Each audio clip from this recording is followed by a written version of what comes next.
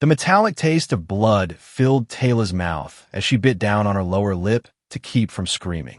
The Ceratine mother clutched her child tighter against her chest, feeling his small body burn with fever. Krell, her 5-year-old son, wheezed with each labored breath, the sound growing more alarming by the hour. Vars, 3 space station hummed around them, its lower levels a cacophony of misery and desperation. The sprawling station was renowned throughout the galaxy as a marvel of engineering and diplomacy, a shining beacon of the Galactic Union era. But that was only true for the upper levels where citizens lived. Down here, in the underbelly, resided the forgotten, refugees, immigrants, and the stateless. Taylor's luminescent blue skin had lost its glow days ago, dulled by exhaustion and fear. Her third eyelid fluttered nervously as she approached the medical center entrance for the 4th time today. The antiseptic smell of the pristine white corridor burned her sensitive nostrils, but she pushed forward anyway. "Please," she begged, her translator device making her native clicks and whistles comprehensible to the guard. "My son cannot breathe. He needs medicine. I can work. I can pay later." The guard, a hulking Dravian with scaled skin, didn't even look up from his terminal. Identification and citizenship status. Taylor's 4-fingered hand trembled as she presented her worn documentation card, the flimsy piece of plastic that defined her entire existence in this cold, uncaring system. The guard scanned it, his eyes narrowing. Rejected asylum seeker. Non-citizen. He pushed the card back toward her. Union Medical Code 378.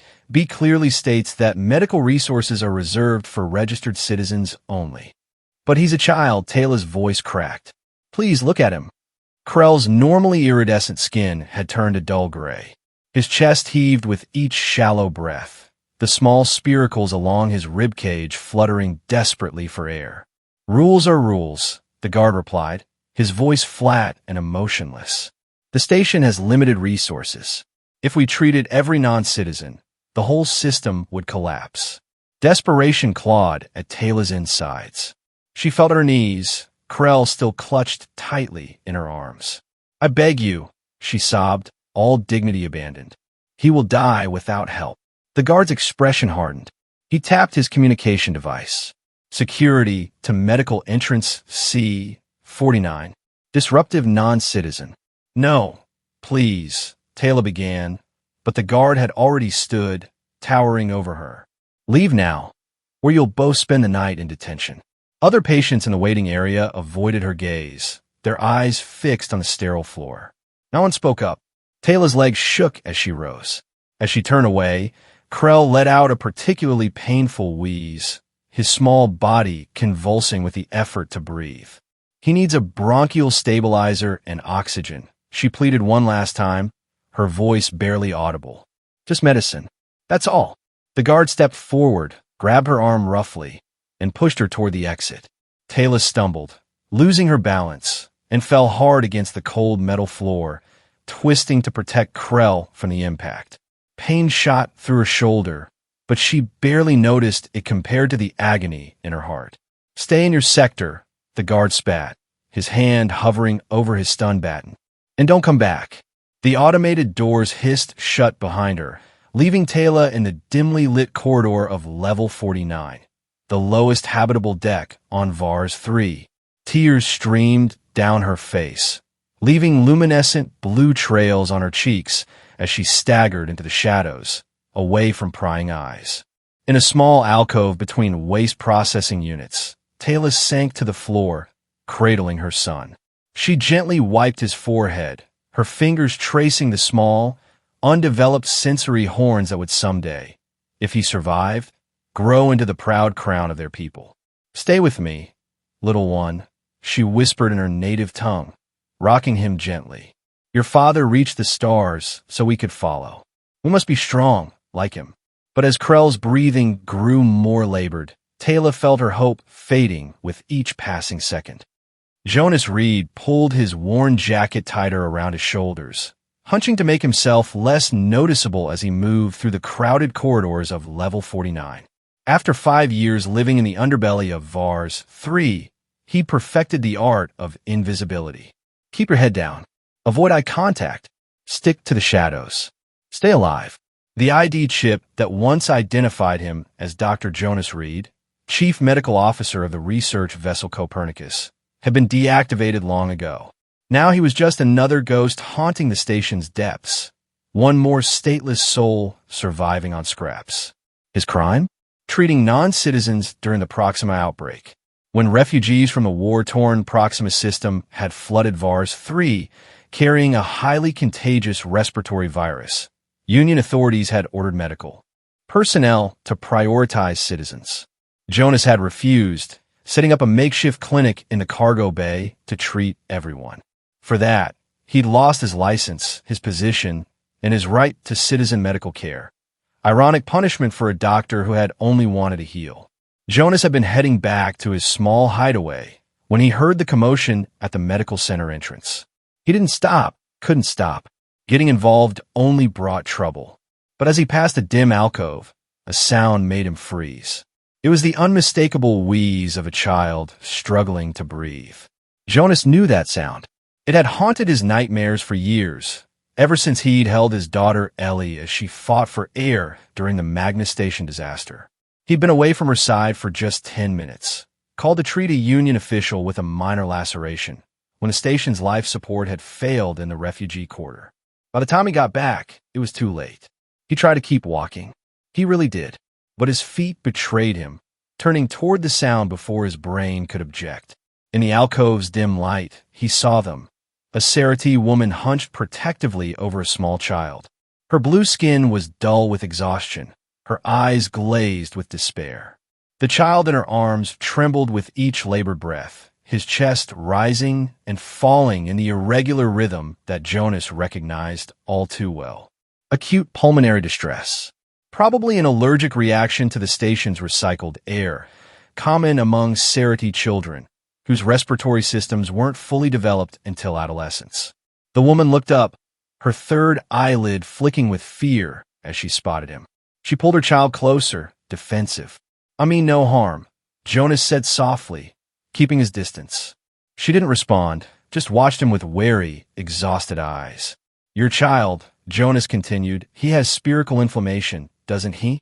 From the filtered air, the woman's eyes widened slightly. "You know of Sarati physiology?" Jonas nodded. He hesitated, then corrected himself. "I am a doctor."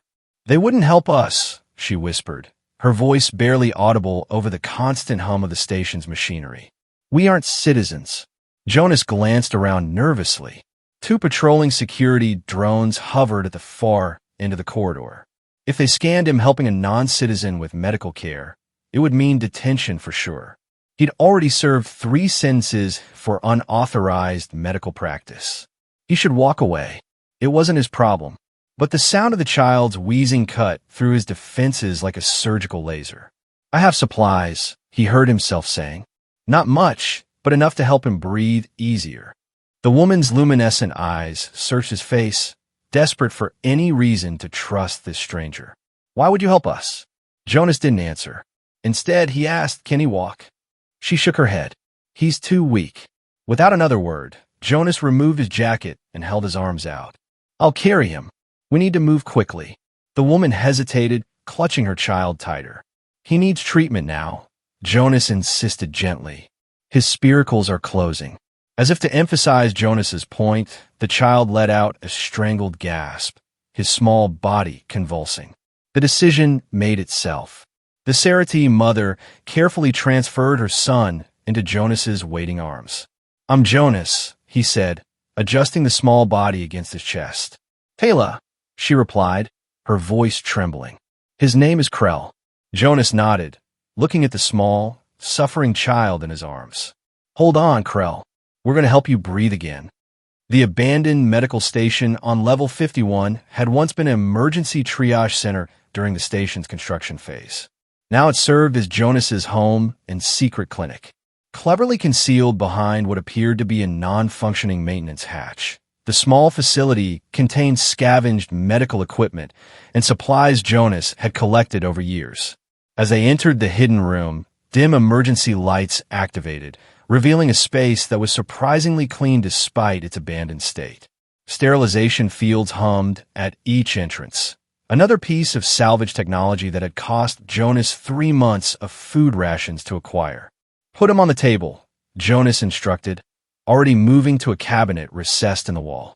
Taylor gently laid Krell on the examination table, her hands reluctant to let go. The child's breathing had grown more labored during their journey through the maintenance tunnels, each intake of air now accompanied by a high-pitched whistle. Jonas returned with a small device and a vial of luminescent blue liquid. "Bronchial stabilizer," he explained, "specifically for Cerity physiology. I treated a family last year with the same symptoms." Taylor's eyes widened. "You have Cerity medicine? How?" "It's restricted even on our home world." Jonas's mouth tightened into a grim line as he prepared the injection. "Let's just say the union's pharmaceutical distribution system has leaks." He worked quickly, his hands steady despite the years away from official practice. First, he attached a small monitoring device to Krell's chest, causing holographic readings to appear above the table. Then, with practiced precision, he administered the stabilizer through an airborne mist directed at the child's spiracles. "The medication will take effect quickly," Jonas explained, his eyes fixed on the readings. "His airways are severely inflamed, but children are resilient. If we can get oxygen flowing properly, his body will heal itself." Taylor stood rigidly nearby, her luminescent eyes never leaving her son. "If security finds us here, they won't," Jonas assured her, though they both knew it was a promise he couldn't guarantee. This section was condemned after a structural issue 3 years ago. The official schematics show it as a sealed zone. Minutes passed in tense silence, broken only by the soft beeping of the monitor and Krell's labored breathing. Gradually, almost imperceptibly at first, the child's breathing eased. The desperate gasping softened to a more regular rhythm. "It's working," Taylor whispered, relief flooding her voice. Jonas nodded, adjusting the settings on a small device he placed near Krell's head. This will continue to deliver a stabilizing agent to his respiratory system. The inflammation should reduce significantly within a few hours. For the first time since they'd met, Taylor's rigid posture loosened slightly. She reached out hesitantly, touching her son's forehead with trembling fingers. "His temperature is already falling." "That's good," Jonas said, allowing himself a small smile. "The fever is his body's response to the inflammation. As his breathing improves, the fever will subside." Taylor looked up at Jonas, her third eyelid blinking with emotion. "Why are you helping us? You don't know us. You risk punishment." Jonas busied himself with adjusting the monitoring equipment, avoiding her gaze. "Let's focus on getting him stable." But Taylor persisted. No one else would even look at him. "The guard at the medical center," her voice caught. "He pushed me away like we were nothing." Jonas's hands stilled. He stared at the medical readings, seeing numbers and vitals, but not really processing them.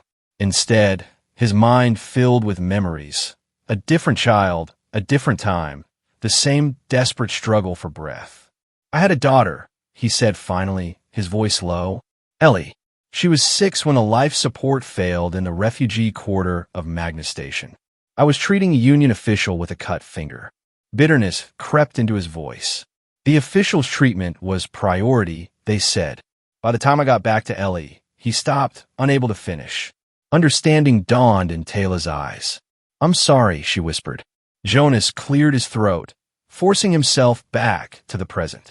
The union medical system is designed to prioritize citizens based on status and value to society. It's efficient and inhumane. When I started treating everyone equally, they took my license. "But you didn't stop," Taylor observed. A shadow of a smile crossed Jonas's face. "Turns out you don't need a license to care." A soft sound from the table drew their attention. Krell's eyes had opened, all 3 of them, and he was looking around in confusion. "Mama," he called weakly in the clicking language of the Cerity. Taylor was at his side instantly, gently stroking his face. "I'm here, little one. You're safe." Jonas watched the reunion with a mixture of emotions. Relief, certainly, at seeing the treatment working. but also a familiar ache that never quite went away. "He'll need to rest," Jonas said, stepping back to give them space. "And continue treatment for at least 3 days. You can stay here. It's not comfortable, but it's safe." Taylor looked around the small space, taking in a makeshift sleeping area in one corner, the carefully organized medical supplies, and the small personal items that marked this hidden place as Jonas's home. "This is where you live," she said, understanding. "You've given us your home." Jonas shrugged. "It's just a place." He moved to a storage container and pulled out some packaged rations. "You should eat. There's clean water in that container." As Taylor tended to her son, Jonas checked the security feeds he'd tapped into, another violation that would add years to his sentence if discovered. The corridors outside showed no unusual activity. They were safe for now, but safety on the lower levels of VARs 3 was always temporary. The next morning, Jonas returned from scavenging supplies to find Taylor sitting beside her sleeping son, watching the security feeds with intense interest. "These show the entire lower level," she said, not taking her eyes from the screens. Jonas set down his bag of salvage medications. "Most of it. I've tapped in what I could reach. It helps to know when security sweeps are coming." Taylor's gaze shifted to a particular screen showing the medical center entrance where she had been rejected. "They turn away everyone without citizenship?" "Not everyone," Jonas replied, checking Krell's vitals. "Emergency cases for tourists get treated, but billed at rates that would bankrupt most planets. Anyone with connections can get treatment. But refugees, asylum seekers, stateless." He shook his head. "You saw how it is." "How many die?" Taylor asked, her voice hardening. Jonas was silent for a long moment. "Too many," he finally said. "Especially children." He moved to a hidden panel in the wall and pressed his palm against it. The wall slid open, revealing a small room filled with data storage units and communication equipment. "What is this?" Taylor asked, standing to get a better look.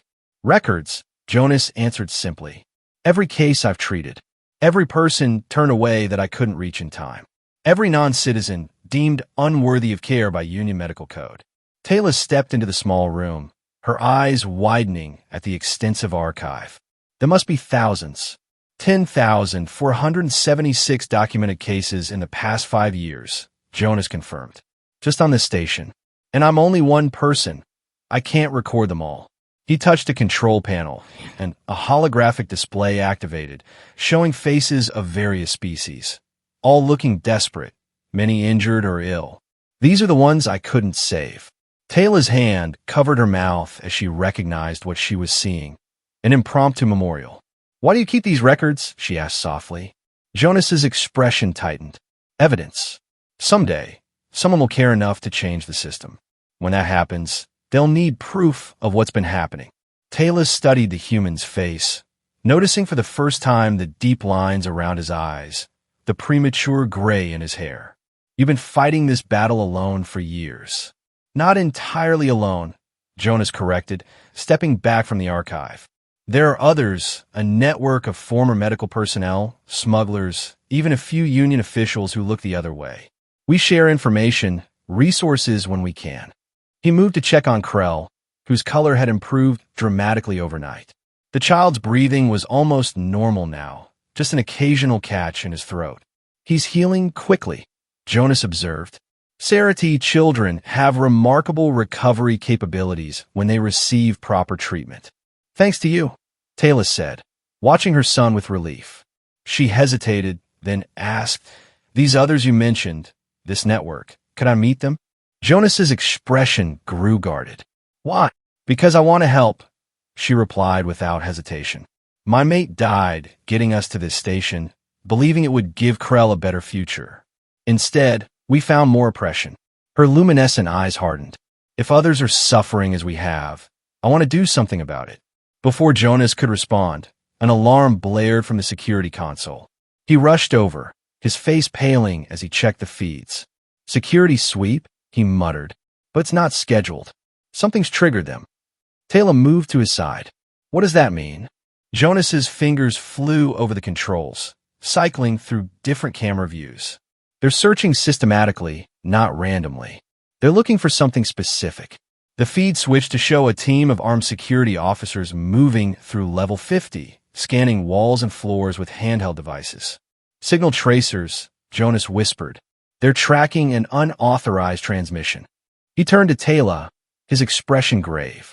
We need to shut down everything now. Taylor rushed to Krell, gently rousing him.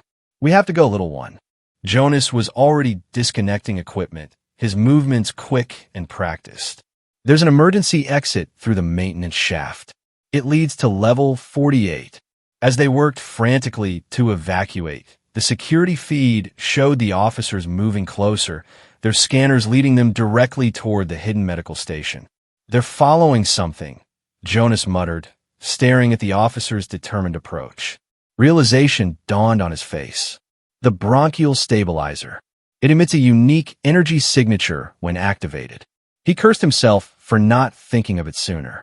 The stabilizer was designed to continuously adjust to a patient's needs, which meant it constantly communicated with Union medical databases, a feature he hadn't been able to disable without compromising its effectiveness. How long until they reach us? Taylor asked, supporting a groggy Krell. Jonas checked the feeds one last time. Minutes. Maybe less. He made a quick decision. Take Krell through the exit. 3 levels up, there's a refugee sanctuary behind the hydroponic section. Ask for Lyra. Tell her Jonas sent you. Taylor's eyes widened. What about you? I'll wipe the systems and destroy the evidence, Jonas replied already. Moving to the archive room. If they find these records, everyone in the network is compromised. Come with us, Taylor insisted. It's not worth sacrificing yourself. Jonas shook his head. There's no time. They're tracking the stabilizer. If you leave now with Krell, they'll follow the signal to you. He pulled a small device from his pocket. I need to stay and create a more powerful signal to draw them here instead. Taylor understood the implication. They'll arrest you. It won't be the first time, Jonas said with a grim smile. I know the system. I'll be processed and released in a few days. He didn't mention that each subsequent arrest carried a longer sentence. Taylor stood her ground. There must be another way. The security feed showed officers now on level 51, systematically working their way toward their location. Jonas placed his hands on Taylor's shoulders. Please, take Krell and go. Find Lyra. She'll protect you both. Conflict played across Taylor's face. Finally, she nodded, gathering Krell into her arms. Before she entered the escape shaft, she paused and looked back at Jonas. We'll find a way to help you. I promise.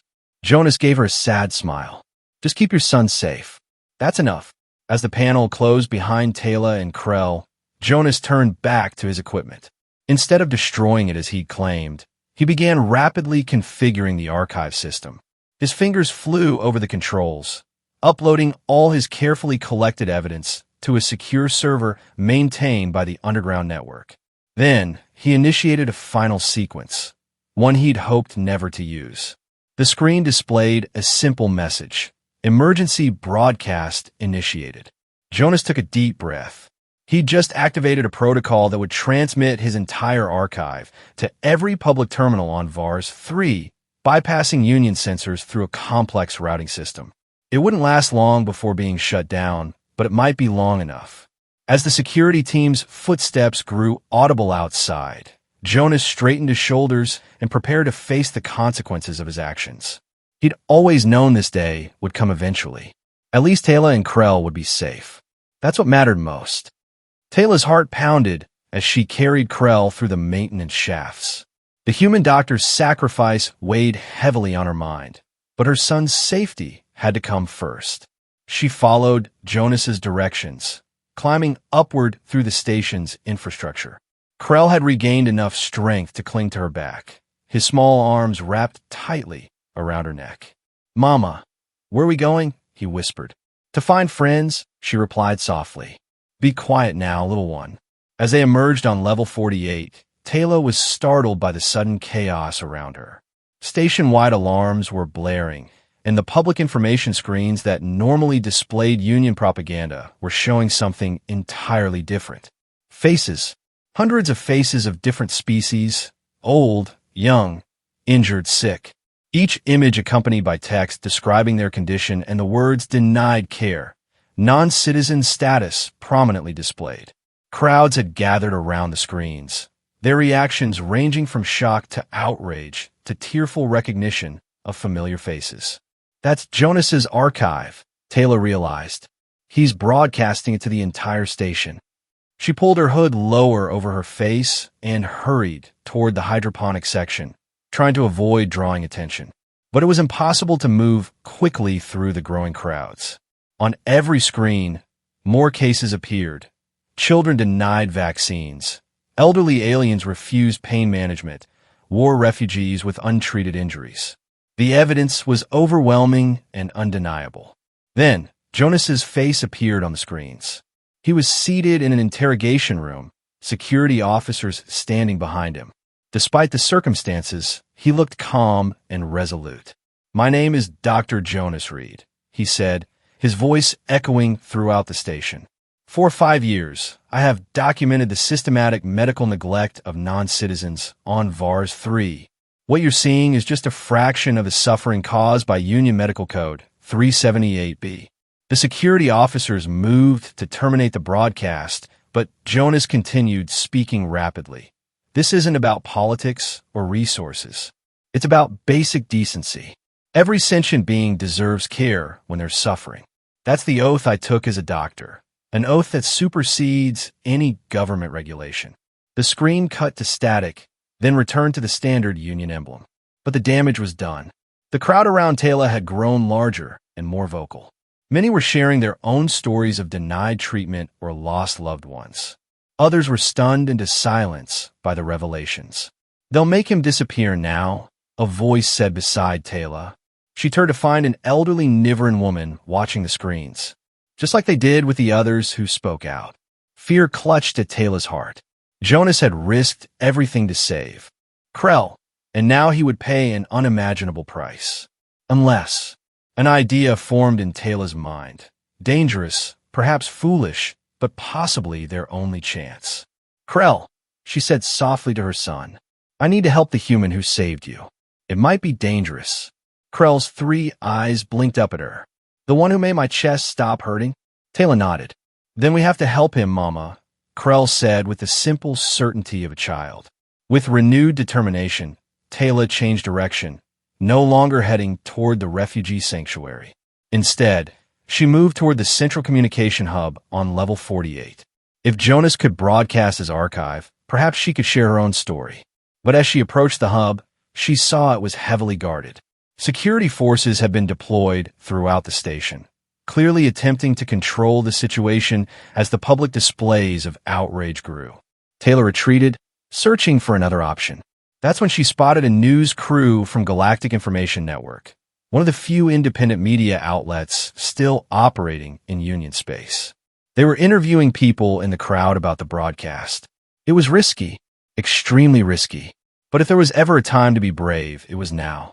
Taking a deep breath, Taylor approached the reporter, a green-skinned Tholian with multiple recording devices hovering around her. "Excuse me," Taylor said, her voice shaking slightly. "I have information about the doctor who made that broadcast." The reporter turned, her compound eyes widening at the sight of Taylor and Krell. "You know Dr. Reed? He saved my son's life yesterday," Taylor replied, "after the Union Medical Center turned us away." The reporter gestured quickly to her camera operator. "Can you tell us more? Would you be willing to speak on record?" Taylor hesitated for only a moment. "Yes," she said firmly. "The galaxy needs to know the truth." As the cameras focused on her, Taylor felt her fear being replaced by something stronger, righteous anger. For years, she had kept her head down, tried to navigate the system, followed all the rules. And still, her son had nearly died because of an unjust law. No more hiding. No more silence. "My name is Taylor of Sereth," she began, her voice growing stronger with each word. "And this is my son, Krell. Yesterday, he was dying because Union Medical Code 378B states that non-citizens don't deserve treatment." Jonas sat in the detention cell, his hands still cuffed before him. The interrogation had been brief but intense. They weren't interested in his explanation or justification. only in who had helped him, who else was involved in the underground medical network. He had remained silent, giving them nothing. Now he waited for the transport ship that would take him to a detention facility on some distant world. Previous arrests had resulted in relatively short sentences, but this time was different. The scale of his broadcast, the public nature of the evidence, the Union would make an example of him. A guard appeared at the cell door. "On your feet, Reed. You're being moved." Jonas stood wearily. At least Taylor and Krell were safe. That thought would sustain him through whatever came next. He was led through a corridor to a larger holding area, where, to his surprise, a large view screen was displaying news coverage. More surprising still, the guards made no move to turn it off as he entered. On the screen was Taylor, holding Krell in her arms, speaking to a reporter with fierce determination in her luminescent eyes. And Dr. Jonas Reed didn't ask about our status or our ability to pay. Her amplified voice filled the room. He only saw a child who couldn't breathe, and he acted with compassion. For that, he now faces imprisonment. The camera zoomed in on Krell, who is breathing normally now, his color restored. "The medicine he gave my son isn't even expensive or rare. It's simply restricted. The difference between life and death was a policy, not a resource limitation." The guard beside Jonas shifted uncomfortably. "She's been broadcasting for almost an hour," he muttered. "Started local, but it's gone system-wide now. Even the core worlds are picking it up." Jonas watched in astonishment as the feed switched to show crowds gathering not just on Vars 3, but on other stations and worlds throughout the sector. People were holding up lights, the universal symbol of witness and solidarity. "What's happening?" Jonas asked. The guard expression was unreadable. "Something big." He hesitated, then added more quietly, "My sister has a kid on Vegas Station. Non-citizen. They turned her away last year when the boy had Talaxian fever. He didn't make it." Before Jonas could respond, the door slid open and a high-ranking Union official entered, flanked by security. Jonas recognized him immediately. Administrator Thorne, the station's top authority. "Dr. Reed," Thorne said, his voice clipped and formal. "This situation has escalated beyond a simple violation of medical practice regulations." Jonas said nothing, waiting. "The Sarati woman's broadcast has triggered significant public response," Thorne continued. "The Union Council is receiving unprecedented communication from member worlds." He nodded to a guard, who removed Jonas's restraints. "What's going on?" Jonas asked, rubbing his wrists. Administrator Thorne looked distinctly uncomfortable. "You're being released, pending a full review of Union Medical Code 378B. The Council has ordered an immediate emergency session to address the concerns raised by your evidence." Jonas could hardly believe what he was hearing. "Release. Under strict supervision," Thorne amended quickly. "And you're not to leave the station or practice medicine until the review is complete." The view screen behind them switched to a new image. The Union Council chambers on Earth, where representatives from hundreds of worlds were assembling in an emergency session.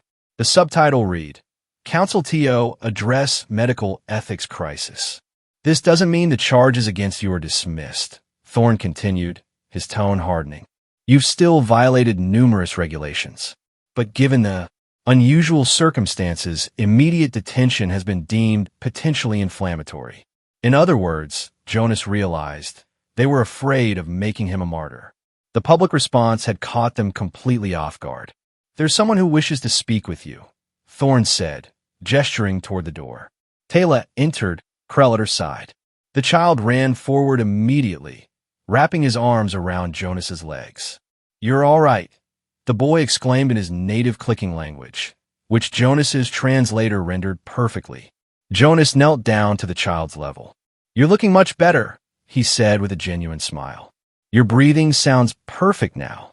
Taylor approached more cautiously, eyeing the administrator and guards. "They told me you were being released. I didn't believe them." "Temporarily," Administrator Thorne clarified, "and under strict conditions." Jonas stood, facing Taylor. "You took an enormous risk," he said softly. She held his gaze steadily. "No greater than the one you took for us." Administrator Thorne cleared his throat. Dr. Reed, you're required at the council's subcommittee hearing. It's being conducted remotely from the station's governance center. His expression made it clear this wasn't a request. Jonas nodded, then turned back to Taylor and Krell. Thank you, he said simply. Taylor shook her head. This isn't over, she replied. It's just beginning.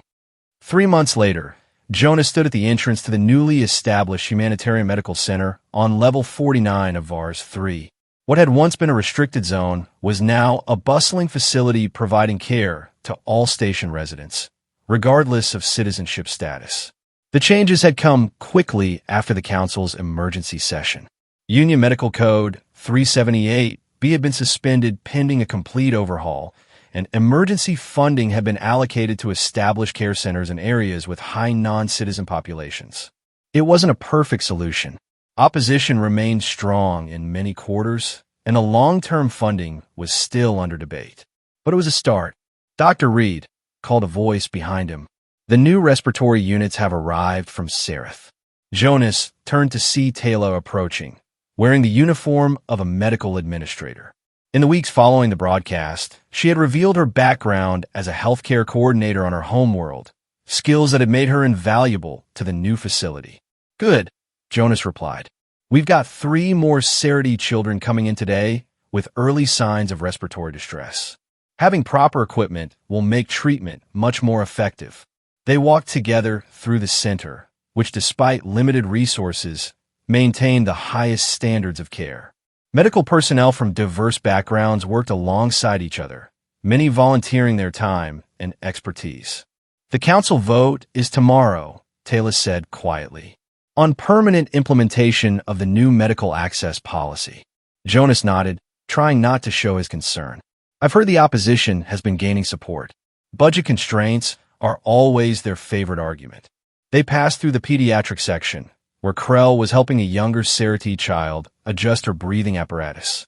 The boy had become something of a fixture at the center, his natural empathy making him an excellent comfort to frightened children. His own experience had given him unique insight into their fears. It's more than just budgets, Taylor said. Some council members are arguing that providing universal care will encourage more refugees and stateless individuals to flood Union stations. They're calling it a pull factor. Jonas scoffed, as if people flee war zones and ecological disasters because they're hoping for free medicine. Politicians rarely understand desperation, Taylor agreed quietly. They reached the small office they shared at the back of the facility. Though designated as the chief medical officer, Jonas had insisted that Taylor be given equal authority in running the center. Her organizational skills and diplomatic abilities had proven invaluable in navigating union bureaucracy. On the wall hung a simple display, a rotating hologram showing faces of patients they had treated since the center opened. Unlike Jonas's original archive of the neglected and deceased, this was a record of hope. Each face represented a life saved or improved. 317, Jonas said, looking at the current count. In just 3 months. And that's just our center, Taylor added. The initiative has opened similar facilities on 12 other stations. Jonas sat heavily in his chair, suddenly looking tired. The months of fighting the system, testifying before committees, and working long hours at the center had taken their toll. And it could all end tomorrow if the vote fails. Taylor studied him for a moment, then said, "You don't believe it will succeed, do you?" "I've spent too many years watching the union prioritize efficiency over compassion," Jonas replied. "They'll find a way to roll this back, classify it as a temporary emergency measure, and gradually restrict access again. Then we'll fight again," Taylor said firmly. Jonas smiled despite his weariness. "You've become quite the activist." "I learned from you," she replied, "though I still think broadcasting your entire archive was unnecessarily self-sacrificing." "It worked, didn't it?" Before Taylor could respond, the door slid open, and Krell burst in, excitement evident in his luminescent eyes. "Mama, Dr. Jonas, look who's here." Behind him stood a tall, elegantly dressed Oridian woman whom Jonas recognized immediately. Council Representative Shira Vey, one of the most powerful voices in the Galactic Union's governing body. Jonas and Taylor rose quickly to their feet. Representative Vey, Jonas said, trying to hide his surprise. We weren't informed of your visit. The Iridian woman's silver-scaled face was unreadable as she glanced around the modest office. That was intentional, Dr. Reed. I prefer to see this facility without the performance that typically accompanies official visits. Krell tugged at Jonas's sleeve. She asked lots of questions about my breathing medicine, he whispered loudly. Representative Vey's mouth curved in what might have been a smile. Your young friend has been an excellent guide, she said. Most illuminating. Taylor placed a protective hand on Krell's shoulder. I hope you found your inspection satisfactory, Representative. Inspection? Vey echoed. No, this is not an official inspection. Consider it. Personal research. She moved further into the office, examining the holographic display of patients. 317, she noted. Impressive for a facility operating on emergency allocations. Jonas exchanged a glance with Taylor. Representative Vey was known as a political moderate who rarely revealed her position before crucial votes. May I ask what prompted this personal research? Jonas ventured. Vey turned to face them. Tomorrow's vote is more significant than you might realize, Dr. Reed. It's not merely about medical policy. It's about the fundamental direction of the Union itself. She paused. Many of my colleagues view this as a dangerous precedent. Dangerous to whom? Taylor asked, unable to keep a hint of challenge from her voice. If Vey was offended, she didn't show it. To the established order, she replied simply. Change is always threatening to those who benefit from the status quo. She approached Krell, kneeling to meet him at eye level. May I ask you something, young one? Krell nodded, his third eyelid blinking with curiosity. When you were sick, how did it feel when the medical center turned you away? The directness of the question startled both Jonas and Taylor, but Krell answered without hesitation. It felt like I didn't matter, he said softly. Like I wasn't real. Vey nodded, her expression solemn. Thank you for your honesty. She rose and addressed Jonas and Taylor. I visited 6 facilities like this one in the past week. I've spoken with patients, staff, local authorities. I've reviewed the data. She straightened her formal robes. I believe I have what I need. For what? Jonas asked. Vey moved toward the door. For tomorrow's address to the council. She paused at the threshold. I would suggest you watch the proceedings, Dr. Reed. It might prove instructive. With that cryptic statement, she departed as abruptly as she had arrived, leaving Jonas and Taylor to wonder what her visit truly signified. What does it mean? Taylor asked after a moment of stunned silence. Jonas shook his head. I don't know. Vey keeps her. Politics close to her chest. She could be gathering ammunition against us, or... He didn't finish the thought, not wanting to foster false hope. Krell looked up at them both. She was sad, he declared with a child's certainty. Sad? Taylor questioned. Krell nodded. Well, I told her how it felt. She was sad inside. Jonas and Taylor exchanged looks. The perceptiveness of children, especially Serity children, was often uncanny. Perhaps, Jonas said, ruffling Krell's sensory horns affectionately. We'll find out tomorrow. The council proceedings were being broadcast throughout the station.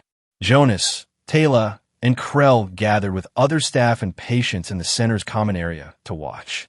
The atmosphere was tense. Everyone understood that the future of their facility, and potentially their lives, hung in the balance.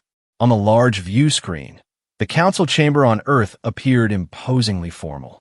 Representatives from hundreds of worlds sat in tiered seating, their diverse physiologies accommodated by specialized environmental controls and translation systems. The debate had been underway for hours, with representatives arguing passionately on both sides. The opposition had indeed been vocal, focusing on costs, resource allocation, and the potential encouragement of illegal immigration. The Union cannot sustain the burden of universal care for non-citizens, declared Representative Mort of Taurus Prime, his voice booming through the chamber. Our responsibility is first and foremost to our citizens who contribute to our economy and abide by our laws. Murmurs of agreement echoed from many council members. Here we go, Jonas muttered. The beginning of the end. Talus squeezed his hand. Don't lose hope yet. The council speaker called for order. The chair recognizes Representative Shira Vey of Origia. The chamber quieted as Vey rose from her seat, her silver-scaled face catching the light. She stood silently for a moment, surveying the assembled representatives. Honorable colleagues, she began, her measured voice carrying throughout the chamber. We have heard much today about costs, resources, and policies. Important considerations, to be sure. But in our discussion of statistics and budgets, we have overlooked something fundamental. She activated a small device in her hand, and the chamber's central holographic display came to life. To the shock of everyone watching at the medical center, Krell's face appeared, projected 20 feet tall for all the council to see. This is Krell of Sereth, Vey continued. 5 years old. 3 months ago, he was denied medical treatment because his mother's asylum application was still pending. When I asked him how that made him feel, he said, "It felt like I didn't matter, like I wasn't real." The image changed to show another child, a young Niveran with bandaged limbs. This is Tala, 8 years old, a refugee from the Niveran Civil War. She was denied treatment for burns sustained when her family's transport was attacked. A doctor named Jonas Reed treated her in secret. More faces appeared. Children, elderly, adults of dozens of species. With each image, they narrated their stories briefly but powerfully. In the medical center, stunned silence gave way to murmurs of recognition as patients saw their own faces or the faces of friends displayed before the highest governing body in the galaxy. Representative Vey collected recordings from all the centers. Someone whispered, "That's why she's been visiting." On screen, Vey continued, her voice growing more passionate with each story. These are not statistics. They're not budget line items. They're living, breathing beings who feel pain, fear, and hope just as we do. She paused, surveying the chamber. My distinguished colleague speaks of burdens. I ask you, what is the burden of turning away a child gasping for breath? What is the cost of denying dignity to those who have already lost everything else? The chamber had grown completely silent. The Galactic Union was founded on principles of cooperation, advancement, and the betterment of all sentient life, Vey continued. Not just the lives of those fortunate enough to hold citizenship papers. If we cannot extend the most basic compassion to the most vulnerable among us, then we must question what this union truly stands for. She gestured to the parade of faces still cycling through the holographic display. I have visited these medical centers. I have seen the work being done with minimal resources.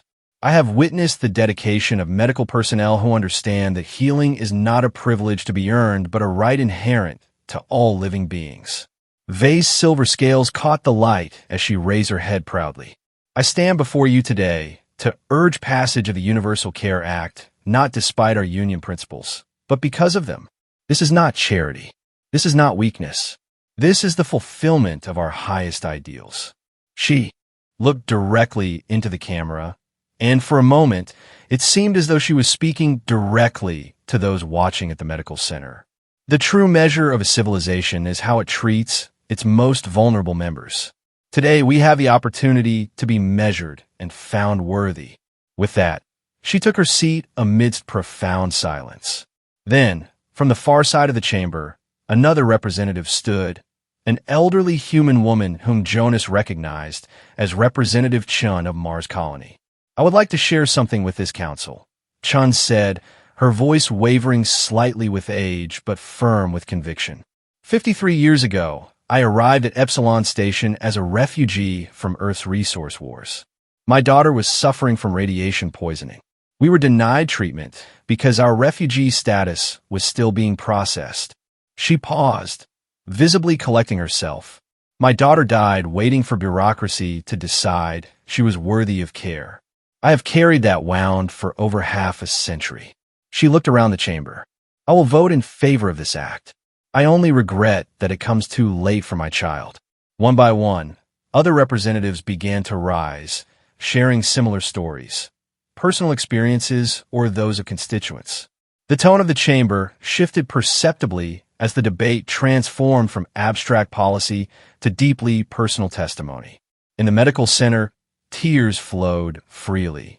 Patients and staff alike watched in astounded silence as the most powerful governing body in known space confronted the human cost of its policies. When the vote finally came, the result was closer than many had hoped, but clear nonetheless. 58% in favor, 42% opposed. The Universal Care Act would become permanent policy throughout Union territory. The center erupted in celebration. Staff embraced patients, patients embraced each other. Jonas found himself lifted off his feet by a jubilant Dravian whose life he had saved just weeks earlier. When he finally extricated himself from the celebrations, he found Taylor standing slightly apart, tears streaming down her luminescent face. "Are you all right?" he asked, concerned. She nodded, wiping her eyes. "I was thinking of Krell's father. He gave his life to get us here, believing it would give his son a better future." She looked around at the celebrating crowd. He was right, in the end, just not in the way he imagined. Jonas followed her gaze. "It's only the beginning. Implementation will be challenging. Opposition will continue. But it's a start," Taylor finished for him. "A real start." Krell pushed his way through the crowd to join them, his face alight with excitement. "Did you see me? I was big," he exclaimed, referring to his image in the council chamber. Jonas laughed, lifting the boy onto his shoulders. "You were the biggest one there, little friend." As the celebrations continued around them, Jonas felt something he hadn't experienced in years: genuine hope. Not just for individual patients he could help, but for systemic change that might prevent suffering before it began. 1 month later, Jonas stood at the entrance to the expanded Humanitarian Medical Center. What had once been a hidden room behind a maintenance hatch now occupied an entire section of Level 49, with plans for further expansion already approved. The official dedication ceremony had drawn a crowd from throughout the station. Representatives from various worlds had sent delegates, and even Administrator Thorne had made an appearance, though his support remained visibly reluctant. The center bore a new name now, displayed prominently above the entrance: the Krell Initiative for Universal Care. Taylor had insisted on it, despite Jonas's suggestion that it be named after her instead. "My son's face became the symbol of this change," she had explained. "Let his name remind everyone what we're fighting for." As the ceremony concluded and the crowd began to disperse, Jonas found himself approached by a young Sarati medical student who had recently joined their staff. "Dr. Reed," the student said hesitantly, "I wanted to thank you. Your work inspired me to specialize in refugee medicine." Jonas smiled, touched by the sentiment. "Thank you, but I'm not the hero of this story." The real change began when one mother refused to accept that her child didn't matter. He glanced across the atrium, where Taylor was speaking with Representative Vey, who had returned to see the fruits of her advocacy. Beside them, Krell was proudly showing a group of children how his breathing apparatus worked, explaining in simple terms how it had saved his life. The sight filled Jonas with a complex mixture of emotions. There was pride, certainly, in what they had accomplished, but also a bittersweet acknowledgement of all those who hadn't survived the old system, including his own daughter. As if sensing his thoughts, Taylor looked up and met his gaze across the room. She excused herself from her conversation and made her way to his side. "You look pensive," she observed. "Just thinking about how far we've come," Jonas replied, "and how much further we have to go." Taylor nodded in understanding. "The network tells me that 17 more centers have opened across Union space in the past week, and applications from medical personnel volunteering to staff them have overwhelmed the system. People want to help," Jonas said. "They always have. They just needed permission or the courage to help without it." Taylor smiled, "Like a certain human doctor I know." Before Jonas could respond, Krell bounded over, full of childish energy. "Dr. Jonas, come see. I showed the other children how the spherical expander works, and now they want to be doctors too." Jonas laughed, allowing himself to be pulled along by the enthusiastic child. As he joined the group of youngsters, representing at least 6 different species, he found himself explaining basic medical concepts in terms they could understand. Their eager faces reminded him why he had become a doctor in the first place. Not for status or security, but for the simple satisfaction of easing suffering and preserving life. Later, as the center settled into its evening routine, Jonas took a rare, quiet moment in his office. On his desk sat a small, framed hologram, a recent addition that Taylor had insisted he display. It showed Jonas, Taylor, and Krell standing together outside the medical center, all three smiling. A family of sorts, forged in crisis and bound by purpose. There was a soft knock at his door. Taylor entered, carrying 2 cups of steaming liquid. Sarati tea, she explained, setting one before him. An old tradition among my people, shared when new journeys begin. Jonas accepted the cup with a questioning look. New journeys? Taylor took the seat across from him. The Union Council has requested our input on implementing the Universal Care Act throughout the outer systems. They want us to travel, to help establish protocols and train personnel. Jonas raised his eyebrows in surprise. Specifically, apparently, we've become something of a symbol, Taylor replied with a slight smile. The human doctor and the Sarati mother who changed galactic policy. And Krell, he would come with us, of course. He's as much a part of this as we are. She hesitated. I told him I would need to discuss it with you first. Jonas looked down at the steaming cup in his hands, then back at the hologram on his desk. For years, he had lived in shadows, fighting a system he believed could never change. Now that change was actually happening, and he was being invited to help shape it. When do we leave? He asked simply. Taylor's expression brightened. 2 weeks. They're preparing a medical transport equipped with a small clinic. We'll be able to help people even as we travel. Jonas nodded, raising his cup in a small toast. To new journeys, then, Taylor touched her cup to his, and to those who show compassion when no one else will. As they sat together in comfortable silence, Jonas reflected on the strange path that had led him here. From disgraced doctor to fugitive healer to policy advisor, all because he couldn't ignore the sound of a child struggling to breathe. Sometimes, he realized, the most revolutionary act was simply to care when the system said you shouldn't. Outside his office, the medical center continued its work. Patients received treatment, regardless of their status. Staff moved efficiently between tasks, united by purpose rather than regulation. And throughout the station, throughout the galaxy, similar scenes were unfolding as a wave of change spread outward from one small act of defiance. In one corner of the pediatric ward, Krell sat with a recently arrived Sarati child, showing her how to use her breathing apparatus. Don't be scared, Jonas overheard him saying. Dr. Jonas fixed me when no one else would. And now everyone gets fixed. That's the rule. Out of the mouths of children, Jonas thought with a smile. The simplest truths, the most profound changes. He raised his cup once more in a silent toast, to Krell, to Taylor, to all those who had been denied care in the past, and to those who would receive it in the future. To compassion in a cold universe. To the revolution of kindness that began with one mother's cry for help and one doctor's refusal to turn away. To the future they were building together, one patient at a time.